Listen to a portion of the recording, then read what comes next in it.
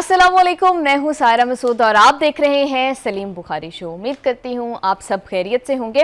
America और Iran का तनाज़ा हल करने के लिए पाकिस्तान की सफारती कोशिशें अब भी जारी हैं। हमारे field marshal Syed Asim Munir along with our interior minister जो है वो ईरान के दौरे पर हैं। तो इस दौरे में किन अमूर पर बातचीत होगी? क्या फील्ड मार्शल साहब सदर ट्रंप का कोई मैसेज लेकर गए हैं या फिर बायलैटरल मामलात पर गुफ्तगू होगी? और क्या फील्ड मार्शल साहब ईरान को मक्का दिफाई मुआहदे में शामिल होने का भी जो उसकी दावत दे सकते हैं? तो इन मामलों पर बात करेंगे। साथ ही साथ अमेरिका ने जो ईरान पर इक्तिसादी कार्रवाइयों का आगाज किया है, इसका इंपैक्ट ईरान पर और पूरे मिडिल ईस्ट पर और फिर अल्टीमेटली पूरी दुनिया पर क्या होगा, इस पर बात करेंगे। और फिर प्रोग्राम के दूसरे सेगमेंट के अंदर हम पॉलिटिकल सिचुएशन पर बात करेंगे, जहां पाकिस्तान के साबिक वजीर आजम खान साहब को एक दिन रातों रात जो है वो पिम्स ले जाया गया, उनका चेकअप कराया गया और वापस अडयाला जो है उनको शिफ्ट कर दिया गया। इसके बाद पीटीआई की जानिब से जो है वो तौहीन अदालत की दरख्वास्त जो है वो दायर कर दी गई है। तो आगे क्या होने जा रहा है इस मामले में, उस पर बात करेंगे। And last but not the least, Afghanistan के अंदर जिस तरह से अफगान रजीम ने कॉन्स्टेंटली बर्बरियत की रवायत रवा रखी हुई है, उस पर डिटेल से डिस्कशन करेंगे। So let's move towards Salim Bukhari साहब। तुम सर कैसे हैं आप? So good to see you. आप कैसी हैं? खैरियत से हैं? मैं बिल्कुल ठीक ठाक हूँ sir. Sir welcome back on the set. Thank you so much. जी सर, पाकिस्तान की कोशिशों के बारे में हम अक्सर बात करते हैं। आपने कॉन्स्टेंटली ये कहा है कि पाकिस्तान अगर फ्रंट लाइन पर नहीं भी रहकर कोशिश कर रहा तो बैक चैनल्स के थ्रू पाकिस्तान कॉन्स्टेंटली राब्ते कर रहा है, सफारतकारी की कोशिश कर रहा है। अभी इसी तनाजुर में हमारे फील्ड मार्शल साहब और वज़ीर दाखिला साहब फिर से तेहरान के दौरे पर हैं। कितना सिग्निफिकेंट समझते हैं आप? क्या बात होने जा रही है? क्या किन किन से मुलाकात जो है वो आप एक्सपेक्ट कर रहे हैं? देखिए, आपका बहुत ही गंभीर सवाल है। उसका अब्रप्ट जवाब देना जो है कोशिश करता हूँ उसकी मैं। जी, इसमें कोई शुबा नहीं है कि पाकिस्तान के जो फील्ड मार्शल हैं जनरल आसिम मुनीर और उनके हमरा मोहसिन नकवी जो इंटीरियर मिनिस्टर हैं, और उनके साथ होने की वजूहात जो है मेरे ख्याल से अब तक सबको पता होंगी कि ईरानियन लीडरशिप के साथ उनका रैपो बहुत ठीक है। Mohsin Naqvi has been frequent visitor to Tehran, तो इसलिए उनका साथ जाना जो है इस एतबार से भी ज़रूरी है। दूसरा ये कि पहले दिन से ही जब से ये इस्लामाबाद में जो मुफाहमती याददाश्त पर दस्तखत हुए थे, उस वक्त से लेके मोहसिन नकवी यानी आसिम मुनीर के बिल्कुल हम रकाब रहे हैं इस पूरी कोशिश में। पाकिस्तान ने जो पहली कोशिशें की थी जिसके नतीजे में मुफाहमती याददाश्त पर दस्तखत हुए थे, वो एक बहुत बड़ा डिप्लोमेटिक इवेंट था, छोटा नहीं था। क्योंकि ये दो ममालिक ईरान और अमेरिका पिछले 47 बरस से एक दूसरे की शक्ल देखने के रवादार नहीं थे। उनको मुज़ाकरात की टेबल पर यकजा करना और टॉप लीडरशिप को, अमेरिका की तरफ से वाइस प्रेसिडेंट वैंस का आना, इधर से ईरानी पार्लियामेंट के स्पीकर जो हैं कालिबॉफ का आना, ये छोटा वाक़या नहीं था। इसको किसी सूरत आप अंडरमाइन नहीं कर सकते। और इसके नताइज क्या निकले कि वो जो एक्टिव वॉर थी ऑन खिलाफ वर्जियाँ तो एक अलग बात है ना, बाकायदा जो जंग थी वो थम गई। 60 रोज़ा यानी जंगबंदी के ऊपर दोनों पार्टियों ने इत्तेफाक किया। वायलेशन अमेरिका कहता है ईरान ने बहुत वायलेशंस की है। ईरान कहता है, ईरान के पास तो खैर सबूत है कि अमेरिका ने और इसराइल ने मिल के बहुत यानी खिलाफ वर्जियाँ की हैं। हत्ता कि इसराइल जो है वो लेबनान पर एक दिन के लिए भी उसने बमबारी नहीं रोकी, बल्कि इन एडिशन गजा के लोगों को भी एक दफ़ा फिर उसने अपनी सैनी माइंडसेट और अपनी बर्बरियत और जारियत का शिकार बनाया है। इस पूरे अलमिये में अगर आप देखें तो सबसे बड़ा करैक्टर जो उभर के आया है वो field marshal general Asim Munir है। मैं ये क्यों कह रहा हूँ, ये मैं अपने फील्ड मार्शल की तारीफ़ नहीं कर रहा, बल्कि उनकी तारीफ़ जो है पूरी दुनिया ने की है। और ख़ास तौर से ट्रंप तो कोई तकरीबन 1 दर्जन मरतबा पब्लिक फोरम्स के ऊपर उनके कॉम्पिटेंट होने का, उनके एक अजीम सिपहसालार होने का और एक उनके बाएतमाद साथी होने का बेपनाह वो दफ़ा इज़हार कर चुके हैं। इस दौरे के अंदर 3 मेन एजेंडाज हैं जनरल आसिम मुनीर के। पहला तो यकीनी तौर पर अमेरिका और ईरान के बीच जो अब एक नई जंग शुरू होने वाली है, जिसको ट्रंप जो है वो मुआशी जंग का नाम देते हैं। और उनके जो वज़ीर ख़जाना हैं, जो फाइनेंस सेक्रेटरी हैं, उन्होंने भी जो दरफुंतरियाँ छोड़ी हैं उसका भी जिक्र ज़रूर आएगा गुफ्तगू में। तो इसको एक बाकायदा जंग में तब्दील होने से रोकना है, agenda number 1, which is very important. और ये कोई और शख्स पूरी दुनिया में नहीं कर सकता था। ठीक है, ये मैं इसलिए कह रहा हूँ कि इस दौरे से पहले पिछले हफ्ते प्रेसिडेंट ट्रंप ने जनरल आसिम मुनीर को फ़ोन किया, और ये नतीजा मैं समझता हूँ कि उसी फ़ोन कॉल के नतीजे में है कि जो मैंडेट दिया ट्रंप ने जनरल आसिम मुनीर को कि आप जाइए, जाके उनसे बात कीजिए, मैं ये गुंजाइश देने के लिए तैयार हूँ, या ईरान ये करे तो ताल्लुकात बेहतर हो सकते हैं, या टेंशन में कमी आ सकती है। ये एजेंडा नंबर 1 है। ठीक है। एजेंडा नंबर 2 जो है वो इससे भी ज़्यादा संजीदा नौइयत का है, और वो है जो मक्का मुआहिदा हुआ है उसमें ईरान की शमूलियत। पहले हम अपने प्रोग्राम में पॉसिबिलिटीज़ कहते रहे हैं इसको, मैंने एक से ज़्यादा मरतबा, आपको याद होगा, ये कहा कि ये हो सकता है, क्योंकि ईरान ने उस वक्त जब ये साइन हुआ था उसका खैर मकदम किया था और कहा था कि इस मुआहिदे से हमें कोई खतरा नहीं है। जी। और अब तो जो लिबनानी मीडिया है उसने कोट किया है ईरानी लीडर को, उनका नाम भी मैं आपको बता देता हूँ अभी, कि ये तजवीज़ जो है ये ईरान को मौसूल हो गई है। ज़रा सा हल्के से यानी इस्माइल बकाई ने इसकी तरदीद की है कि कोई बाकायदा तजवीज़ नहीं आई है, लेकिन ईरानियन लीडर को जो है उन्होंने कोट किया, उनका नाम है मेहदी रहीमी। जी। मेहदी रहीमी ने कहा है कि जी हमें बाकायदा प्रपोजल आ गई है और हम इसके ऊपर संजीदगी से गौर कर रहे हैं। तो आपने देखा कि ये कोई हवा में बात नहीं है, अब ये प्रैक्टिकल शेप ले रही है। And that means what? That means कि खित्ते के मुमालिक अब इस बारे में सोच रहे हैं कि किसी का इतने हज़ार मील से आके तहफ़्फ़ुज़ फराहम करना मुमकिन नहीं है। खलीज की रियासतें खुद आपस में बैठ के मुआहिदों का हिस्सा बन जाएं तो इससे ज़्यादा तहफ़्फ़ुज़ फराहम नहीं किया जा सकता। ये हो गई दूसरा इम्पॉर्टेंट एजेंडा। तीसरा, पाकिस्तान चूँकि सऊदी अरब के साथ दिफाई मुआहिदा भी किए हुए है, और अब तो मक्का मुआहिदे की सूरत में और ज़्यादा तफसील हो गई है, तो सऊदी अरब पर हमले को पाकिस्तान को अपने ऊपर हमला समझना है। तो हौज़ेज़ जो कुछ कर रहे हैं उसको सिर्फ एक मुल्क रोक सकता है, एक क़यादत रोक सकती है, वो है ईरानी क़यादत, क्योंकि उसके वो इन्फ्लुएंस में है, क्योंकि वो उनके साथ उनका ताउन बहुत देरीना है, आज का नहीं है, कई दहाइयों पर यानी मुश्तमिल है। हैविंग सेड दैट, ये भी एक इम्पॉर्टेंट एजेंडा है, क्योंकि ईरानियन लीडरशिप ट्रस्ट करती है जनाब आसिम मुनीर को, और वो ये समझते हैं कि आसिम मुनीर हमारे मुफाद के ख़िलाफ़ नहीं जाएंगे। ठीक है। लिहाजा ये भी पॉसिबिलिटी है कि अब आप देखें कि चीज़ें कैसे जुड़ रही हैं। डॉट्स अभी तो मैं एक चौथा डॉट इसमें मिलाने वाला हूँ, वो ये कि इराक ने एक तजवीज़ पेश की है कि सऊदी अरब ईरान को एक मुश्तरका सिक्योरिटी काउंसिल बना लेनी चाहिए, ताकि जो उनके आपस के मामलात हैं वो आपस में बैठ के खुद हल कर लें। अब उसको जोड़िए, ईरान को जो तजवीज़ मौसूल हुई है कि आप मक्का मुआहिदे का हिस्सा बन जाइए, इसको जोड़िए, जो आसिम मुनीर एजेंडा लेके गए हैं हौजियों को रोकने का, उसको जोड़िए, तो एक आपको एक अजीब और गरीब सिनारियो नज़र आ रहा है पूरे उस खित्ते में। तो आप ये समझते हैं कि ईरान मक्का मुआहिदे का हिस्सा बन सकता है? काफ़ी ज़्यादा चांसेस। मैं ये समझता हूँ कि अगर ईरान की लीडरशिप ने ये फैसला कर लिया कि वो इस मुआहिदे का हिस्सा बनेंगे, तो इस खित्ते में अमेरिका की मौत वाक़या हो जाएगी, बिल्कुल छुटकारा मिल जाएगा इस खित्ते के लोगों को अमेरिका के उस इन्फ्लुएंस से, जिसके नतीजे में वो ऑलमोस्ट गुलाम बने हुए हैं। ठीक है। बुखारी साहब, फील्ड मार्शल साहब, हमें पता है कि बहुत माजी का अगर हम तज्जिया करें या देखें उसे, तो हमें नज़र आता है कि फील्ड मार्शल साहब जब तेहरान जाते हैं तो कुछ इंपॉर्टेंट आउटकम निकलती है, या वो बहुत इंपॉर्टेंट पॉइंट्स के ऊपर ही जाते हैं बात करने के लिए। तो आपको लगता है कि सदर ट्रंप कुछ हद तक जो रिलैक्सेशन की आप बात कर रहे हैं, तो यानी कोई ना कोई डील हो जाएगी between America and Iran, field marshal साहब अगर गए हैं तो? एक तो हमारी ख्वाहिशात हो सकती है ना पाकिस्तान की हैसियत से, और एक ग्राउंड रियलिटीज़ हैं जी। ग्राउंड रियलिटीज़ में आप अमेरिका के जितने भी इकोनॉमिक एनालिस्ट हैं, जितने भी यूरोप के इकोनॉमिक एनालिस्ट हैं, उनके उठा के तज्जिए देख लीजिए, अमेरिका इक्तिसादी तौर पे सिसक रहा है। ठीक है। लफ्ज़ सिसक रहा है मैंने इस्तेमाल किया है। उसके डॉलर की जो बेहुरमती हो रही है, मुझे यूं लगता है कि जल्द दुनिया में डॉलर की भी मौत वाक़या होने वाली है, उसकी भी कब्र बनने वाली है। अमेरिका के ट्रंप पर कोई प्रेशर छोटे नहीं है, करारदादें मंजूर हो रही हैं कांग्रेस में भी और सेनेट में भी, उनके इख्तियारात को कम करने की। लोग 80-80 लाख 90-90 लाख लिख के कहते हैं, निकल के कहते हैं this is not our war.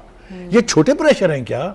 तो एक तो जंग हारे हैं, वो जीते नहीं हैं, और अगर यानी हारे नहीं हैं तो जीते भी नहीं हैं। लिहाजा मिलिट्री माइट का जो एक तस्वुर था अमेरिका का, वो तो ज़मीन बोस ऑलरेडी हो चुका हुआ है। ठीक है। वैसे जब इस्माइल बकाई साहब कहते हैं कि दो तरफा ताल्लुकात पर और सिक्योरिटी अमूर पर बात होनी है, तो आपको लगता है कि बायलैटरली पाकिस्तान और ईरान के दरमियान इस दौरे के अंदर क्या इतनी इंपॉर्टेंट बात हो सकती है? देखिए, अभी आएंगे हम उस तरफ कि अगर अमेरिका ये इकोनॉमिक पाबंदियां लगाता है तो कौन कौन इसकी जद में आएगा। तो ऑब्वियसली पाकिस्तान आज से नहीं, पूरे इस यानी जो सैंक्शन रजीम है उसके बीच भी ईरान का वाहिद ट्रेड पार्टनर रहा है। ठीक है। और ये जब से जंग शुरू हुई है इसके बावजूद तो सबसे बड़ा पार्टनर रहा है। तो पाकिस्तान के अपने इंटरेस्ट भी तो है ना, हमें अपने इंटरेस्ट को वॉच करना है नंबर एक। दूसरा ये कि हम ईरान से अपने ताल्लुकात किसी सूरत ख़राब करना अफोर्ड नहीं कर सकते, ना करेंगे, ना ये हमारी पॉलिसी का हिस्सा है। ठीक है। तो कहने का मतलब ये है कि इस दौरे के नतायज जल्द सामने आएंगे, देर नहीं लगेगी, क्योंकि चीज़ें बहुत रैपिडली डेवलप हो रही हैं। और एक और पे बड़ी खबर साथ इससे जोड़ लेते हैं। मैंने कहा था ना कि ये जो मक्का मुआहिदा हुआ है, बल्कि इससे पहले जब सऊदी पाकिस्तान का दफाई मुआहिदा हुआ था, तो आपको याद होना चाहिए मैंने क्या कहा था। अब जब ये से मुल्की दफाई मुआहिदा हो गया है तो ईरान को पेशकश हो गई है और बांग्लादेश खुद आना चाहता है, इसका हिस्सा बनना चाहता है।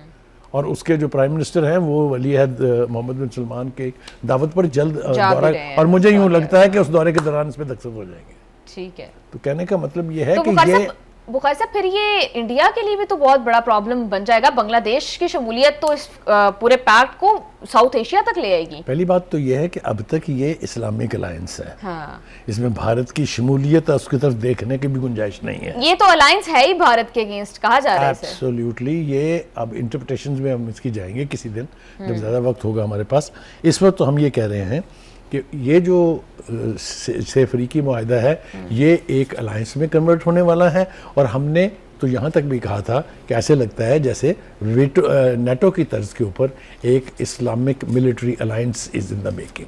ठीक है। अल्लाह करे कि हमारी ये चलिए हमारी ख्वाहिशात कह लीजिए, लेकिन ये अगर पूरी हो जाए तो क्या ही बात है। ठीक है बुखारी साहब, प्रोग्राम में वापस आते हैं एक ब्रेक के बाद। ब्रेक के बाद हम अपने डिस्कशन को यहीं से कंटिन्यू करेंगे, सो स्टे विद अस।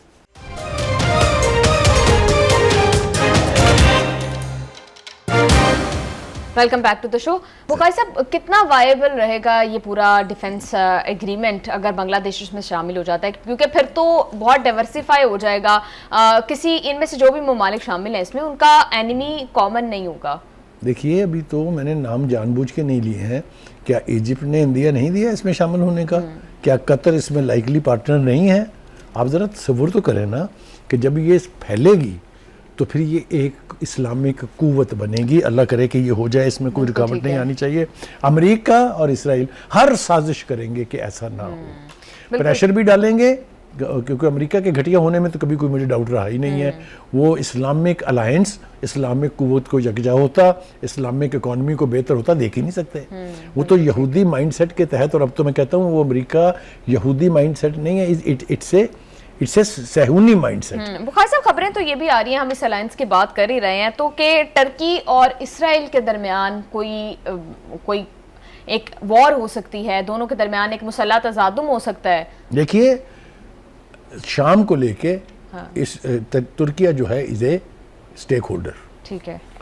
अगर आपको याद हो वहाँ की रजीम को तब्दील करने में अमेरिका के साथ टर्की ने बहुत साथ दिया था, सऊदी अरब ने भी दिया था।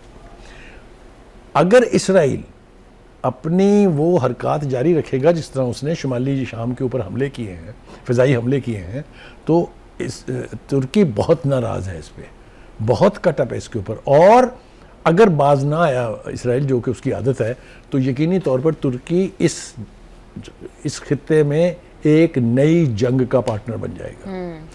इसराइल ये अफोर्ड कर सकता है कि नहीं, क्योंकि इसराइल की तरफ से हमने रिएक्शन भी देखा है उसके ऊपर। क्योंकि शाम में अब नए मुतालबात उभर रहे हैं। वो ये कहते हैं कि अमेरिका के कर्टसी से जो मुज़ाकरात हमारे इसराइल के साथ हो रहे हैं उसमें गोलान हाइट्स तो हमारी हैं ही हैं, उस पर तो कोई डिस्प्यूट नहीं, लेकिन हम उस पर बाद में बात करेंगे। लेकिन जिन इलाकों में इसराइल बमबारी कर रहा है, जिन इलाकों में इसराइल तसल्लुत जमाने की कोशिश कर रहा है, वो काबिल कबूल नहीं है और 1974 की पोजीशन पर वापस जाना पड़ेगा। और जो फौजें इस वक्त जिन्होंने जिन इलाकों पर कब्जा किया है वहाँ से उनका इनखला होगा। ठीक है बुखारी साहब, जो भी ये सीरिया पर कार्रवाइयाँ कर रहा है इसराइल, उसको कहा जा रहा है कि ये all of them are directed towards Turkey, कि अल्टीमेटली टारगेट जो है वो इसराइल का टर्की है। लेकिन एट द सेम टाइम खबरें ये भी आ रही हैं कि इसराइल अप्रोच कर रहा है टर्की को कि हम बैक चैनल के थ्रू मुज़ाकरात खुफिया मुज़ाकरात हो रहे हैं दोनों के बीच, कोई इसमें दो राय नहीं है। इसलिए कि टर्की से पंगा लेना इज नॉट इजी। और फिर खसूसन आफ्टर डिफेंस पैक्ट, और डिफेंस पैक्ट के बाद तो फिर आप समझ लेंगे क्या होगा। यही वो चीज़ें हैं जो ट्रंप को परेशान किए हुए हैं, इसराइल को भी परेशान किए हुए हैं, नेतन्याहू को भी रात की नींदें हराम है। तो कहने का मतलब ये है कि ये हम जिस सिमत में बढ़ रहे हैं, अगर ये सिमत बरकरार रही तो यकीनी तौर पर एक इस्लामी कुव्वत इज़ एमर्जिंग, ये मैं बड़े दावे के साथ कह सकता हूँ। आ जाएं ज़रा थोड़ा सा बात कर लें हम, जो प्रेसिडेंट वांस, उन्होंने फिर वो जो ट्रंप मंत्रा है उसको दोहराया है, इसलिए कि उनके पास अब कहने के लिए कुछ है नहीं। यही बात वो बेसेंट के क्या नाम है उनका, जी, उन्होंने भी फरमाया है फौज भी तबाह हो गई, इकोनॉमी भी तबाह हो गई, न्यूक्लियर भी तबाह हो गया। वैंस कह रहे हैं हम इनको न्यूक्लियर पावर बनने नहीं देंगे। एक मुल्क जिसने कभी कहा ही नहीं कि मैं न्यूक्लियर बनूंगा, उसके खिलाफ ये इस किस्म की मंत्रा जो है और बकवास जो है ये जारी रहेगी। लेकिन हैविंग सेड दैट, पासदारान क्या कह रहे हैं? पासदारान that the power that be in Iran, वो ये कहते हैं कि मुआशी हमलों का ऐलान फौजी महाज पर बड़ी नाकामी का बिलवास्ता इतराफ़ है। जी। आप दुश्मन को जब ये कहते हैं कि मैं मैशत में अब तुझे नहीं छोड़ूंगा, इसका मतलब ये है कि वो जो फौजी वो कार्रवाइयाँ हुई हैं वो नाकाम हुई हैं, तभी तो नहीं धमकी देंगे। वो तो कह रहे हैं कि हमने फौजी एतबार से ईरान को तबाह कर दिया, आखिरी मरहला है कि इकोनॉमिकली भी क्रश कर दिया जाए। वो कहते हैं कि अगर अमेरिका जंग जीत चुका होता तो फिर इस शोर शराबे की तो जरूरत ही नहीं थी। अगर हम तबाह हो चुके होते तो फिर माशी पाबंदियाँ किसके खिलाफ लग रही हैं? तो ये रेडिकल बात है। दूसरी बात, ईरान के जो वज़ीर ख़ारजा है इराक़ची, वो कहते हैं कि अमेरिका इस वक्त जो है वो मायूसी का शिकार है। जी, ठीक है जी, एक ही फिल्म बार बार चल रही है, हम इकोनॉमिक सेंक्शन लगा देंगे। वो कहते हैं 47 साल तक लगा के देख ली ना, क्या कर लिया। ठीक है जी, और वो कहते हैं कि नई पाबंदियाँ भी ईरान को शिकस्त देने में नाकाम रहेंगी। ठीक है जी। दूसरी बात यह है कि अमेरिका 47 बरस तक ये हथियार इस्तेमाल कर चुका है, आपके सामने है।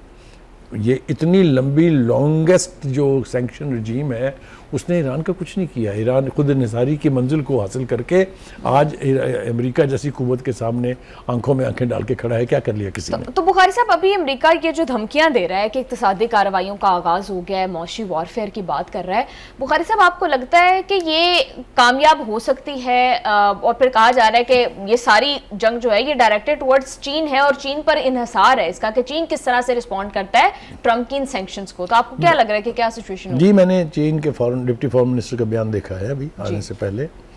उन्होंने इस दफ़ा पहली दफ़ा ये कहा है कि अगर हमारे मफादात पर जद पड़ी तो हम ज़रूरत की कार्रवाई करेंगे।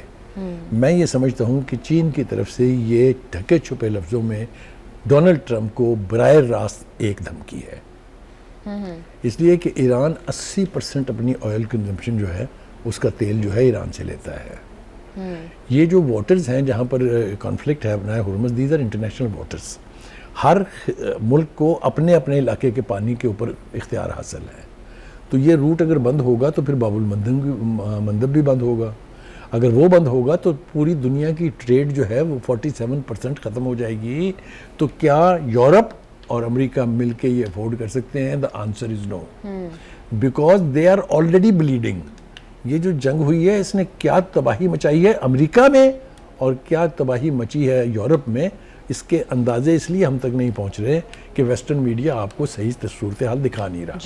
कभी कभी कुछ अखबारात से रिपोर्ट्स आ जाती हैं, जिस तरह ये राइटर ने कंफर्म किया है कि जी हाँ ये तजवीज़ जो है मिल गई है, किसी अमेरिकी मीडिया से नहीं आया है ये और किसी यूरोपीय मीडिया से नहीं आया है। तो हैविंग सेड, जिस चीज़ से भी ईरान का इमेज थोड़ा सा बेहतर हो वो आपको वेस्टर्न मीडिया से कभी नहीं मिलेगी। ठीक है बुखारी साहब, अगर चीन पे हम बात कर रहे थे कि डिपेंड करती है कि ये मामला किस तरह से आगे बढ़ेगा अमेरिका की इक्तिसादी कार्रवाइयों का, तो बुखारी साहब आपको चीन सबसे बड़ा इंपोर्टर है, 80% तेल ईरान से इंपोर्ट करता है चीन, और हम जानते हैं कि इंपोर्ट ओरिएंटेड उनकी एनर्जी मार्केट है। तो बुखारी साहब, चीन कैसे आपको लगता है कि ईरान की खातिर या अपने इंटरेस्ट की खातिर अमेरिका से पंगा ले सकता है? और फिर टैरिफ्स का सारा मामला भी हम जानते हैं। Combination of 3 factors. एक ये कि क्या वो अपनी इकोनॉमी पर इतनी बड़ी जद पड़ने देगा और खामोश रहेगा? क्या वो अमेरिका को एक सुपर पावर के तौर पर पूरी दुनिया में डिक्टेट कराने की सूरत हाल कबूल कर सकता है? और last but not the least, as a super power उसके ऊपर भी कुछ रिस्पॉन्सिबिलिटीज़ हैं। क्या वो अपनी सुपर पावर होने का इमेज बरकरार रखने के लिए इंटरनेशनल अरीना में कूदेगा या नहीं? ये सारे 3 बड़े सवाल हैं और इसका जवाब ये है कि एक वक्त ऐसा आएगा कि ईरान यानी चीन मजबूर हो जाएगा कि वो इस सूरत हाल के अंदर दाखिल हो जाए।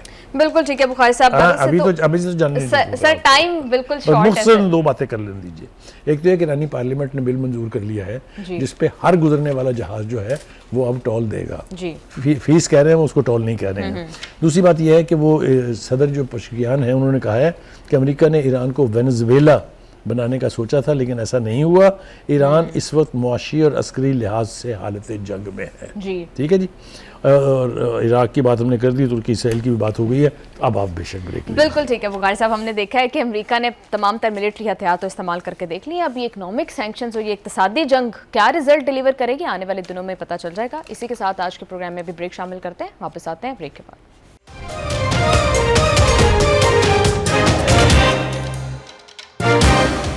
Welcome back to the show.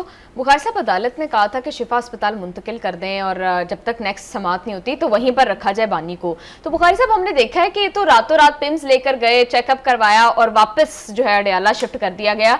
तो ये डील का पूरा सिनेरियो बनाकर बुखारी साहब ये तो डील भी नहीं दी गई। मैं ना कोशिश करता हूँ इसको ईमानदारी के साथ नरेट करने की। पहली बात तो ये है कि ये सब कुछ जो हुआ था ये ज़ाहिर है रास्ता अदालत का इख्तियार किया गया, लेकिन ये बिला वजह नहीं था। बिल्कुल। ये गौहर साहब जो पार्टी के चेयरमैन हैं, उन्होंने कभी ये माना था कि हमारी किसी से बातचीत हो रही है या हमारी किसी से मुलाकातें हो रही हैं? अब कहते हैं मोहसिन नकवी से तो मैं मिलता रहा हूँ। तो मोहसिन नकवी कौन है? इंटीरियर मिनिस्टर नंबर 1, और यानी उसका जो इन्फ्लुएंस है वो आपके सामने है। तो तब तो किसी ने को नहीं बताया आपने। अब आप कह रहे हैं मैं उसकी तफसील नहीं बता सकता। बताएं ना क्या बात हुई थी उससे, तो ही तो हमें पता चलेगा ना कि ये कैसे शिफा का मामला जो है ये तय हो गया था। और दूसरी बात, इसका हकीकी जायजा लेते हैं। अब देखिए, आपने जो कुछ वहाँ कमिट किया था कि ना वहाँ कोई गैदरिंग होगी, ना वहाँ कोई पॉलिटिक्स खेली जाएगी, ना वहाँ पर कोई हंगामा आराई होगी, ना लॉ एंड ऑर्डर को हाथ में लिया जाएगा। Is that right? Not only this, आप उनकी सेहत को लेके उनके टेस्ट के बारे में कोई बयान नहीं देंगे जी। इस सब कुछ की वायलेशन हुई है। बेपनाह बयानात पार्टी की लीडरशिप की तरफ से जारी हुए हैं। वहाँ फूलों की पत्तियाँ सड़कों के ऊपर बिछा दी गई थी। ये मैं आपको सही सिमत में इशारा कर रहा हूँ, मुस्कुराए ना। दूसरा ये कि ये तासुर भी दिया जा रहा था और लोग वहाँ इकट्ठे हुए भी। अच्छा। To avoid a situation. देखें, मैंने आपको पहले यही कहा कि अदालत में आपने कमिट क्या किया।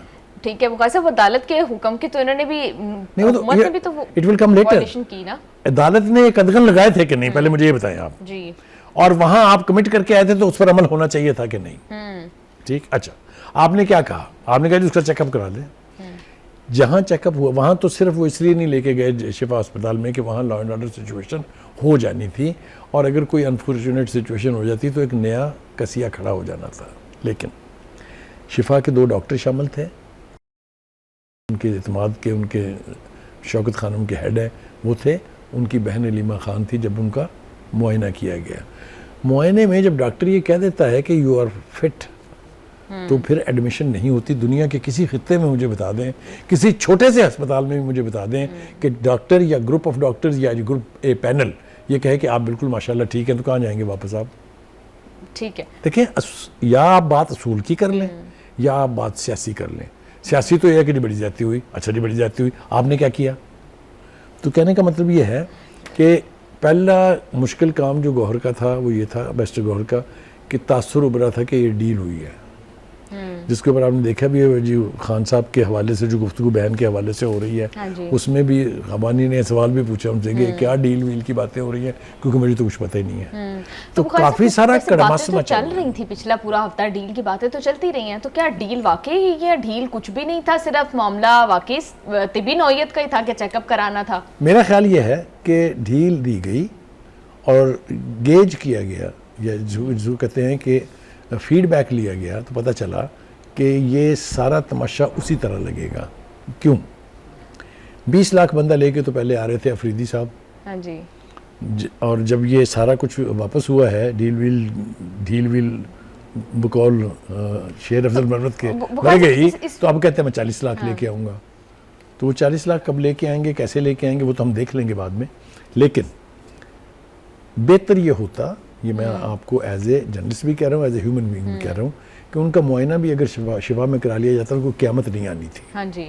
वहाँ का ग्रुप डॉक्टर्स का जो है वो अगर उनका मुआयना कर लेता और यही फैसला करता कि नहीं जी ये तो फाइटिंग फिट हैं, इनको वापस आप जेल ले जाएं, इनको एडमिशन की ज़रूरत नहीं है, तो ये ज़रा बेहतर होता। बुखारी साहब, वैसे एक बात है कि तारिक फजल चौधरी साहब भी कह रहे हैं आकर कि अगर सूबे बनाने ज़रूरी हैं तो फिर बना लें। तो आपको लगता है कि खान साहब को ये सारा जो तासुर डील का दिया गया है ये सिर्फ नून लीग और पीपल्स पार्टी को डराने के लिए था?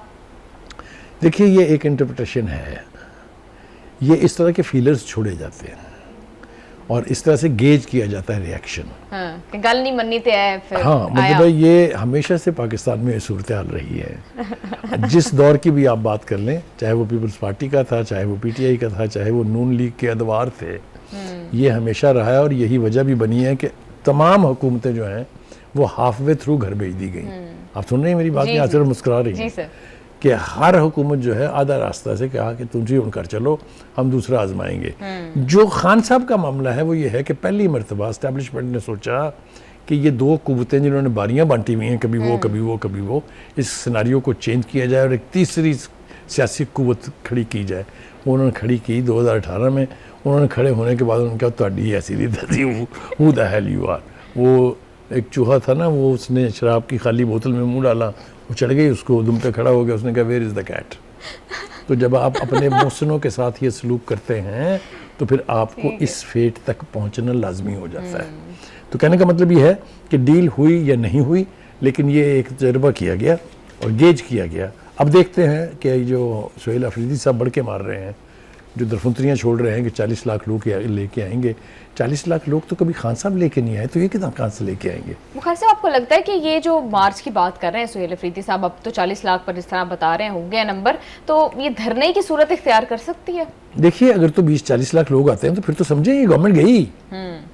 मतलब 40 लाख लोग, आप समझते क्या है 40 लाख लोगों को? 40 लाख लोगों का मतलब ये है कि पेशावर से लेके तो इस्लामाबाद तक everything is all littered with human heads. 40 lakh लोग पता नहीं कौन सी दुनिया में रहते हैं। ये जो मिलियन मार्च के दावे करते हैं, कभी आप गिन के तो देखें बंदे कितने होते हैं। तो हैविंग सेड दैट, कि एक तो डील का तासर की हमने बात कर ली है, दूसरा ये कि गौर कहते हैं कि देखें ये शिफा अस्पताल में जाने के ऊपर जो चिमगोइयाँ हो रही हैं कि देखें जी एक कैदी को कैसे भेजना, तो कहते हैं लोग। जी बुखारी साहब, देखिए, दोनों तीनों बातें जो हमने की हैं उसकी तस्दीक उनकी ज़बान से हो गई है। मोहसिन नकवी से मुलाकातें होती रही हैं। भाई, इंटीरियर मिनिस्टर से आप किस खाते में मिल रहे हैं भाई? कोई वजह भी तो होनी चाहिए ना। दूसरी तरफ आप कहते हैं कि नहीं, हमारा इस हुकूमत से हम बात करने के लिए तैयार नहीं है, वगैरह वगैरह वगैरह। हैविंग सेड दैट, एक और मामला जो इस वक्त काफ़ी कंट्रोवर्शियल है वो ये है कि जेल से बानी ने अलीमा खान के लिए क्या पैगाम दिया है। शेर अफजल मरवत ने जो तफसील बताई है उसको बैरिस्टर गौहर ने तो कहा है कि नहीं, ये सारा तो ठीक नहीं है, ऐसी कोई बात नहीं है। लेकिन जिस पार्टी में 2 दर्जन स्पोक्स पर्सन होंगे, 2 दर्जन लोग आपस में बगैर किसी कोऑर्डिनेशन के बयानात देंगे, वहाँ इस तरह के कॉन्फ्लिक्ट हमेशा रहेंगे। तो इस वक्त की सूरत हाल ये है कि barrister Gohar, to me he sounded like as if he is confuse कि मैं किस बात का क्या जवाब दूँ।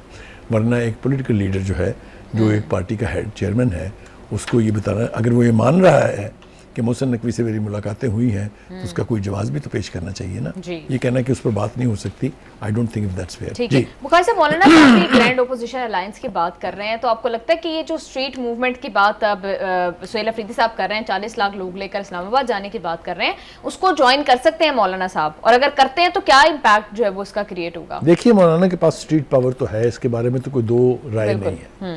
और उसकी स्ट्रीट पावर जो है पीटीआई वाली नहीं है कि जब जूतियां पड़ने लगे तो भाग जाएं। वो उन्होंने 2-3 मरतबा इसका मुजाहरा किया है। वो इस्लामाबाद आके बैठ गए थे, इतना डेवस्टेटिंग वेदर था कि मूसलाधार बारिश जो है, जिसको टोरेंट रेन्स कहते हैं, टोरेंशियल रेन्स कहते हैं, वो बरस रही थी। सर्दियों का मौसम था, इसके बावजूद एक वर्कर ने पाँव हिला के नहीं दिया वहाँ से। तो उनके पास बहुत बड़ी कुव्वत है। वो अल्टीमेटली इनके साथ जाएंगे कि नहीं जाएंगे, ये फैसला होना अभी बाकी है। बिल्कुल ठीक है बुखारी साहब, वो 4 दिन की चांदनी फिर अंधेरी रात, वो पीटीआई पे आजकल बड़ी फिट बैठ रही है बात। 4 दिन वो बड़े जो है हेडलाइंस में रहे हैं, मुलाकातें होती रही हैं बैक टू बैक, कभी नून लीग मिल रही है, कभी पीपल्स पार्टी मिल रही है, अब सब ठंडे होकर आपने मिठाइयाँ बांटने की बात नहीं की, आपने भी सुना बांटी यहाँ पर जी। तो लोगों ने तो मिठाइयाँ बांटी थी कि शायद बस अब बाहर आ जाएंगे। ये होता है जब आप एक विम्सिकल तरीके से किसी चीज़ पर रिएक्ट करते हैं। नहीं तो बुखारी साहब, अब फिर 28वीं तरमीम आई समझें? देखें, ये सारा दारोमदार जो है ये मौलाना के रवैये पर है। अच्छा, मौलाना से हुकूमत की अक्सर बिगड़ती रहती है, एस्टैब्लिशमेंट से भी बिगड़ती रहती है, लेकिन अल्टीमेटली सुलह हो जाती। 26वीं तरमीम में आपके सामने है, मैंने और आपने बैठ के यहीं पर रिपोर्ट की थी, इज दैट राइट? जी। तो लास्ट मिनट पे मौलाना मान जाते हैं। अब तारक फजल चौधरी ने क्या कहा?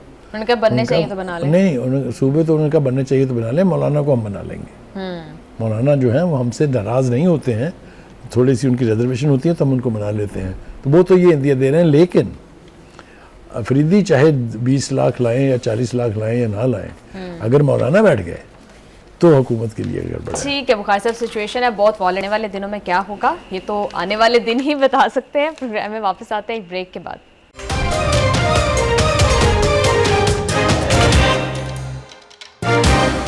Welcome back to the show. Bukhari साहब, अफगानिस्तान ने रियासती जबर, एक्सट्रीमिज़म, बर्बरियत की तमाम हदें जो है वो अबूर कर दी हैं। वहाँ पर तालिबान ने अब जो है वो एहतजाज करने पर, मुजाहरे करने पर मुकम्मल तौर पर पाबंदी लगा दी है। कानून नाफिज करने वाले इदारे हैं उनको अनकॉन्स्टिट्यूशनल जो है वो राइट्स दे दिए गए हैं, पावर्स दे दी गई हैं। मैं अगर आप मुझे कहें कि मैं सम अप कर दूं आपको एक जुमले में जी, तो वो जो वर्जन था उनका इस्लामिक हुकूमत का या इस्लामिक निज़ाम का, दैट हैज़ फेल्ड, बिकॉज वो इस्लाम के स्पिरिट से, इस्लाम की प्रोविजन से इतना दूर था कि उसको आप इस्लामी कह ही नहीं सकते थे। अब इस वक्त जो सूरत हाल है वो ये है कि मुजाहरों पर पाबंदी आयद कर दी है और पुलिस को इतने लामहदूद इख्तियार दे दिए हैं कि वो अगर किसी को गिरफ्तार करें तो उसको मौत की धमकी भी दे सकते हैं कि मैं तुम्हें जान से मार दूंगा। कहाँ होता है? दुनिया में नहीं होता कहीं भी। एक ये रिफ्लेक्शन है कि people are now revolting against the बिल्कुल बुखारी साहब, खवातीन के साथ जिस तरह का जुल्म और वो बर्बरियत तो हो जो रही है। गार्डियन की रिपोर्ट है, इट्स अलार्मिंग, माय गॉड। जो खुदकुशियां वहाँ हो रही हैं उसका 80% खवातीन है। हाँ जी, जो खवातीन हैं उनको तलाक के हवाले से और दूसरे जो इख्तियारात उनको इस्लाम मुहैया करता है उन सबको डिनाई किया जा रहा है। They are merely slaves Bukhari साहब, इससे ज्यादा वहाँ पर औरतों का कोई स्टेटस नहीं है। हाँ, तालिबान ने खवातीन के खिलाफ सिनफी इम्तियाज को रियासती पॉलिसी बना दिया है। ये तो हो गया एक सेट। दूसरा सेट ये है कि वहाँ पर हुकूमत के खिलाफ Impact हुकूमत जो है, जो बगावत है वो शिद्दत इख्तियार कर रही है। दो कुव्वतें हैं वहाँ पर, एक अफगानिस्तान फ्रीडम फ्रंट है AFF, दूसरा अफगानिस्तान यूनाइटेड फ्रंट है AUF। उन दोनों ने बेपनाह कार्रवाइयाँ की हैं। टाइम की चूँकि कदगन है इसलिए मैं जल्दी जल्दी आपको 2, 4, 5 हवाले दे देता हूँ। पहली बात तो ये कि 21 अगस्त को कंधार में मज़ाहमती ग्रुप AUF ने हमले में तालिबान के 2 अहलकार हलाक कर दिए, जबकि 22 अगस्त को काबुल में तालिबान के एक इंटेलिजेंस अफसर को निशाना बनाया गया। 21 अगस्त को नंगरहार में अफगानिस्तान फ्रीडम फ्रंट ने तालिबान के मुकामी कमांडर मुल्ला दाऊद अफजल पर हमला कर दिया। 20 अगस्त को बगलान में तालिबान के कश्ती दस्ते पर हमले में 2 एहलकारों की हलाकत और एक के ज़ख्मी होने की इतलात हैं। बदख्शां में भी कशीदगी में इजाफे का दावा है। रिपोर्ट के मुताबिक 23 अगस्त को तालिबान फोर्सेस ने AFF के ठिकानों पर कई सिमतों से हमले किए। ये सिनेरियो क्या है? वहाँ क्या हुकूमत चल रही होगी? क्या बुखारी साहब ये जो रेजिस्टेंस है ये इतनी शिद्दत इख्तियार कर सकती है कि गवर्नमेंट को टोपल ओवर कर सकती है? एब्सोल्युटली, इसलिए कि वहाँ पर 12 के करीब ऐसे ग्रुप्स हैं विच आर गेनिंग स्ट्रेंथ। लोग मायूस होकर उनमें शामिल हो रहे हैं। एक मज़ाहमती ग्रुप, बल्कि ग्रुपों का एक इज्तिमा जो है वो अफ़गान रजीम के लिए एक बहुत बड़ा चैलेंज बनता जा रहा है।